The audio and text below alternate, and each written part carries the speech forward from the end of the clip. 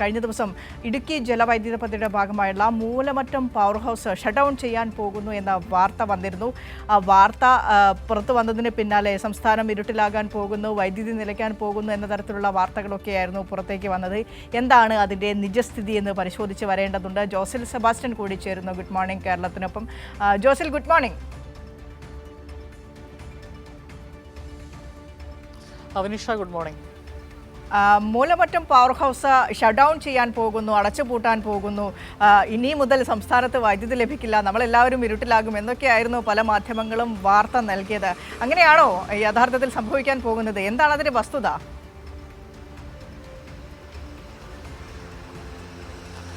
വെനിഷ, ഈ നവംബർ 11 മുതൽ ഡിസംബർ 20 വരെയാണ് മൂലമറ്റം പവർ ഹൗസ് ചില അറ്റകുറ്റപ്പണികൾക്കായി പൂർണ്ണമായും ഷട്ട് ഡൗൺ ചെയ്യുന്നത്. 2019 ഇത്തരത്തിൽ ഒരു പൂർണ്ണമായും മൂലമറ്റം പവർ ഹൗസ് ഒരിക്കൽ ഷട്ട് ഡൗൺ ചെയ്തത്. വെറും 10 ദിവസം മാത്രമായിരുന്നുവെങ്കിൽ ഇത് 30 ദിവസം നീണ്ടു നിൽക്കുന്ന, അതായത് ഒരു മാസം നീണ്ടു നിൽക്കുന്ന ഷട്ട് ഡൗൺ ആണ് മൂലമറ്റം പവർ ഹൗസിൽ ഉണ്ടാകുന്നത്. സ്വാഭാവികമായിട്ടും ഏകദേശം ഇപ്പോൾ പീക്ക് ടൈമിൽ 600 മെഗാവാട്ട് വൈദ്യുതി വരെയാണ് ഇപ്പോൾ പീക്ക് ടൈമിൽ മൂലമറ്റം പവർ ഹൗസിൽ നിന്ന് ഉൽപ്പാദിപ്പിക്കുന്നത്. അതിൻ്റെ കുറവുണ്ടാകും. സാധാരണ മൂലമറ്റം പവർ ഹൗസിൻ്റെ പൂർണ്ണമായ ഉൽപ്പാദന ശേഷി എന്ന് പറയുന്നത് 780 മെഗാവാട്ടാണ്. അതായത് 6 ജനറേറ്റർ 130 മെഗാവാട്ട് വീതമാണ് വൈദ്യുതി ഉൽപ്പാദിപ്പിക്കുന്നത്. അങ്ങനെ 130 × 6 780 മെഗാവാട്ടാണ് മൂലമറ്റം പവർ ഹൗസിൻ്റെ പൂർണ്ണമായ ഉൽപ്പാദന ശേഷി. എന്നാൽ പീക്ക് ടൈമിൽ ഇപ്പോൾ ഉൽപ്പാദിപ്പിക്കുന്ന 600-650 മെഗാവാട്ട് വൈദ്യുതി വരെയാണ് ഉൽപ്പാദിപ്പിക്കുന്നത്. അതിൻ്റെ കുറവുണ്ടാകും. ആ കുറവ് പരിഹരിക്കാൻ വേണ്ടിയുള്ള എല്ലാ ക്രമീകരണങ്ങളും സംസ്ഥാന വൈദ്യുതി ബോർഡ് ഇതിനോടകം തന്നെ ചെയ്തിട്ടുണ്ട്. അത് സംസ്ഥാന വൈദ്യുതി ബോർഡിൻ്റെ വൈദ്യുതി വകുപ്പിൻ്റെ ഏറ്റവും ക്രിയാത്മകമായ ഇടപെടലിൻ്റെ ഫലമാണ്. കാരണം ഇത് അധിക വൈദ്യുതി ഉൽപ്പാദിപ്പിക്കാൻ പറ്റുന്ന, നല്ല മഴയുണ്ടായിരുന്ന ജൂലൈ ആഗസ്റ്റ് മാസങ്ങളിൽ അധിക വൈദ്യുതി ഉൽപ്പാദിപ്പിച്ച മറ്റു സംസ്ഥാനങ്ങൾക്ക് ഈ നമ്മുടെ കൂടുതലുള്ള വൈദ്യുതി കൊടുത്തു. എന്നിട്ട് നമ്മൾ ഈ നവംബർ ഡിസംബർ മാസത്തിലേക്ക് അത് തിരിച്ചു തരണം എന്നുള്ളത് സ്വാപ്പ് അറേഞ്ച്മെൻ്റ് എന്ന് പറയുന്നതിന്. അങ്ങനെ സ്വാപ്പ് അറേഞ്ച്മെൻറ്റിലൂടെയും ഡീപ്പ് അറേഞ്ച്മെൻറ്റിലൂടെയും ഈ വൈദ്യുതി തിരിച്ചു മേടിച്ചെടുത്തുകൊണ്ട് നമ്മൾ ഈ അറ്റകുറ്റപ്പണി നടത്തുന്ന ഈ 30 ദിവസം സംസ്ഥാനത്ത് ഒരു പ്രതിസന്ധിയും ഇല്ലാതെ വൈദ്യുതി മുമ്പോട്ട് കൊണ്ടുപോകുന്നതിന് വേണ്ടിയുള്ള എല്ലാ ക്രമീകരണങ്ങളും വൈദ്യുതി ബോർഡ്, ഈ സംസ്ഥാന വൈദ്യുതി വകുപ്പ് എല്ലാം ചെയ്തതിന് ശേഷമാണ് ഈ അറ്റകുറ്റപ്പണികൾ നടത്തുന്നതിന് വേണ്ടിയുള്ള ക്രമീകരണങ്ങൾ ചെയ്തിരിക്കുന്നത്. ഞാൻ നേരത്തെ സൂചിപ്പിച്ച പോലെ തന്നെ അതിനകത്ത് ഇപ്പോൾ നമ്മൾ ഈ ഷട്ട് ഡൗൺ ചെയ്യുന്നതിൻ്റെ കാരണമെന്ന് പറയുന്നത് ഇതിനകത്ത് ഈ പെൻസ്റ്റോക്ക് ഇൻടേക്ക് വാൽവിൻ്റെ ലീക്ക് വേണ്ടിയാണ് ഈ പ്രവർത്തനം നടത്തുന്നത്. ഈ ലീക്ക് മാറ്റണമെങ്കിൽ വാൽവിനകത്ത് ഒരു സീലുണ്ട്. ആ സീല് മാറ്റിയെങ്കിൽ മാത്രമേ ഈ ലീക്ക് പരിഹരിക്കാൻ പറ്റുകയുള്ളൂ. ആ പ്രവർത്തനമാണ് നടത്താൻ പോകുന്നത്.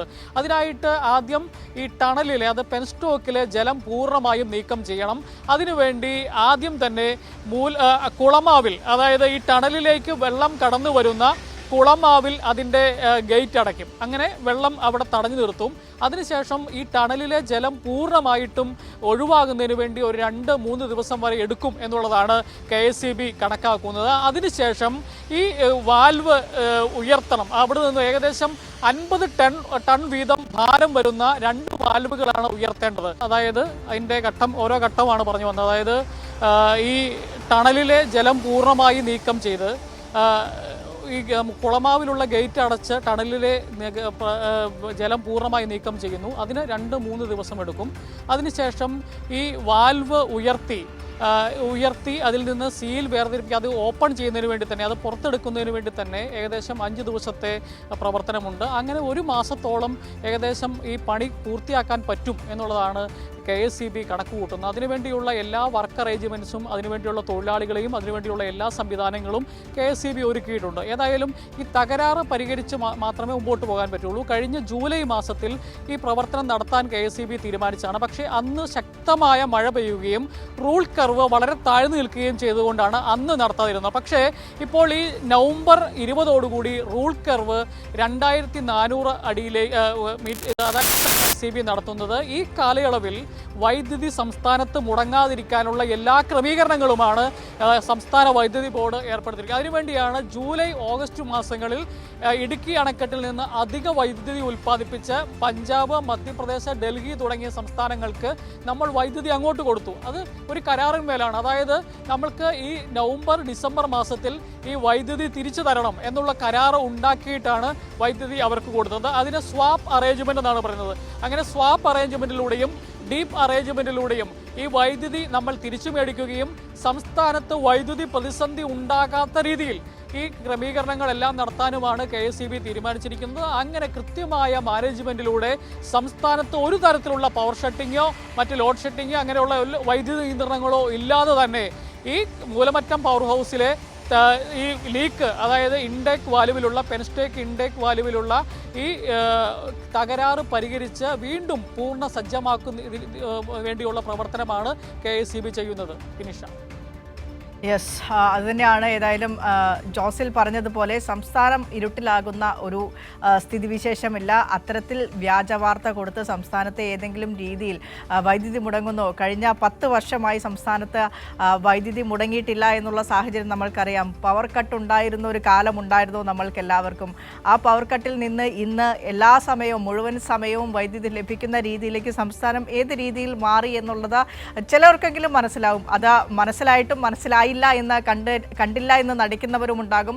അത്തരക്കാർ സംസ്ഥാനത്തിനെതിരെ, സംസ്ഥാന സർക്കാരിനെതിരെ നിരവധി വ്യാജ വാർത്തകൾ ഇനിയും പടച്ചുകൊണ്ടേയിരിക്കും. പക്ഷേ ഇതിൻ്റെ ഒരു സത്യാവസ്ഥ എന്ന് പറയുന്നത് ഇതാണ്. മൂലമറ്റം പവർ ഹൗസിൽ അറ്റകുറ്റപ്പണിക്കായാണ് അടച്ചിടുന്നത്. നേരത്തെ ജോസിൽ പറഞ്ഞതുപോലെ പല മാർഗങ്ങളുണ്ട് സംസ്ഥാനത്ത് വൈദ്യുതി വിതരണം ഇല്ലാതാക്കാനായി. പക്ഷേ അതൊക്കെ മുടക്കാനായി, അല്ലെങ്കിൽ സംസ്ഥാനത്തെ വൈദ്യുതി വിതരണം ഇല്ലാതാക്കിക്കൊണ്ട് സംസ്ഥാനത്തെ കൂരിരുട്ടിലേക്ക് കൊണ്ടുപോകുന്നു എന്നതടക്കം വാർത്ത നൽകാൻ ആളുകൾ ഉള്ളപ്പോൾ ഇതാണ് അതിൻ്റെ സത്യാവസ്ഥ എന്നുള്ളത് നിങ്ങളെങ്കിലും മനസ്സിലാക്കുക പ്രിയപ്പെട്ട പ്രേക്ഷകരെ.